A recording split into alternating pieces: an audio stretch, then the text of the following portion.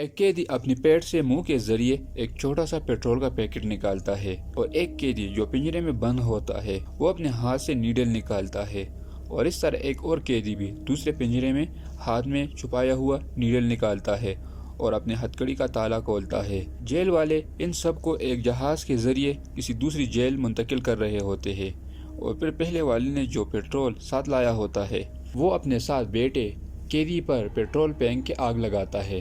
कैदी आग लगने की वजह से चीखता है। पुलिस जल्दी से आकर आग बुझाते हैं और जिसने आग लगाई होती है उसको पकड़ के ले जाते हैं।